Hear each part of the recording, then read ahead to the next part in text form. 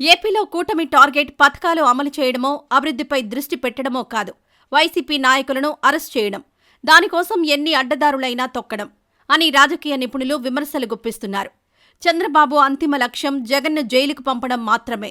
దానికోసం కేంద్రంలో బీజేపీని ప్రాధేయపడుతున్నారు కానీ వారు మాత్రం చూద్దాం చేద్దామంటూ కాలయాపన చేస్తున్నారు. ఎందుకంటే భవిష్యత్ రాజకీయాలు ఎలా ఉంటాయో తెలీదు. జగన్తో ఏ అవసరం వస్తుందో ఊహించలేరు. పైగా జగన్ నమ్మదగిన నాయకుడు. అందుకే బీజేపీ జగన్ జోలికి వెళ్లడం లేదు. తాజాగా ఈ చంద్రబాబు గోల భరించలేకే ఈడీ రంగంలోకి దిగి జగన్కి సంబంధించిన 800 కోట్ల ఆస్తులను జప్తు చేస్తుందని ఢిల్లీ వర్గాల భోగట్ట. ఒకవేళ బీజేపీ జగన్ కేసుల విషయంలో ఏ నిర్ణయం తీసుకోకపోతే తామే ఆ పని చేయాలని కూటమి గట్టిగా భావిస్తోందని సమాచారం. ఈ క్రమంలో తెరపైకొచ్చిందే మద్యం కుంభకోణం. వైఎస్సార్సీపీ ప్రభుత్వ హయాంలో మద్యం విధానంపై అక్రమ కేసులతో దాడి చేస్తోంది కూటమి అని వైసీపీ వర్గాలు మండిపడుతున్నాయి.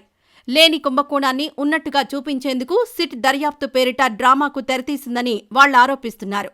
ఈ క్రమంలో వేధింపులు, బెదిరింపులకు పాల్పడి అబద్ధపు వాంగ్మూలాలు నమోదు చేయిస్తోంది ప్రభుత్వం. బావరేజెస్ కార్పొరేషన్ మాజీ ఎండీ వాసుదేవరెడ్డి మరో 2 ఉద్యోగుల చేత ఇలానే అబద్ధపు వాంగ్మూలాలు నమోదు చేయించారని అంటున్నారు. మొదట్లో తనను వేధిస్తున్నారని కోర్టును ఆశ్రయించిన వాసుదేవరెడ్డి అనంతరం సిట్ చెప్పినట్టుగా వాంగ్మూలం ఇవ్వడం ఇక్కడ గమనార్హం. ఇక ఆ వాంగ్మూలానికి ఏం విశ్వసనీయత ఉంటుందని న్యాయ నిపుణులు ప్రశ్నిస్తున్నారు. ఇక వైఎస్సార్సీపీ ప్రభుత్వ హయాంలో మద్యం విధానంతో సంబంధం లేని ఐటీ సలహాదారు రాజ్ కసిరెడ్డి చుట్టూ దర్యాప్తును కేంద్రీకృతం చేస్తున్నారు.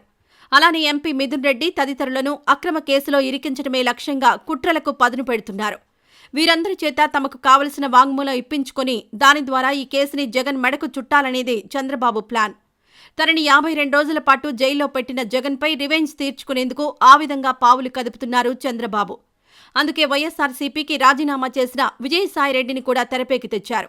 ఆయన ద్వారా ఈ కేసుని ఇంకా కఠినతరం చేయాలని చూస్తున్నారు. తాజాగా సిట్ విచారణకు హాజరైన అనంతరం ఆయన మీడియాతో మాట్లాడిన మాటలు అసలు కుట్రను బయటపెట్టాయని రాజకీయ విశ్లేషకులు అంటున్నారు. ఈ కేసులో తమకు అనుకూలంగా ఏది దొరికినా వదిలిపెట్టడం లేదు సిట్ అధికారులు.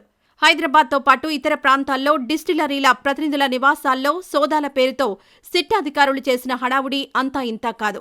ఒక కంపెనీకి డైరెక్టర్స్గా ఉన్న 2 వృద్ధులను భయపెట్టి కొట్టడంతో వారు న్యాయస్థానాన్ని ఆశ్రయించారు. తమరింటి వద్దే విచారించేటట్టుగా ఆదేశించాలని కోరారు.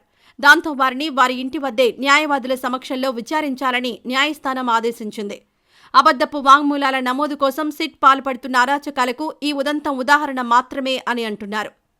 నిజానికి మద్యం పాలసీ వైసీపీ హయాంలోనే సక్రమంగా జరిగిందని వైసీపీ నాయకులు చెబుతున్నారు.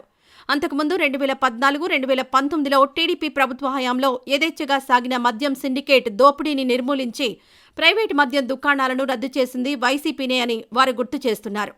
అయితే ఇక్కడ చంద్రబాబుకు కానీ కూటమి పెద్దలకు కానీ ఒకటే ఒక టార్గెట్. అది జగన్ని ఎలాగైనా జైల్లో పెట్టాలి. అందుకోసమే ఈ చట్టాల ఉల్లంఘనలు, బెదిరింపులు, అరాచకాలు అని వైసీపీ నాయకుల వాదన.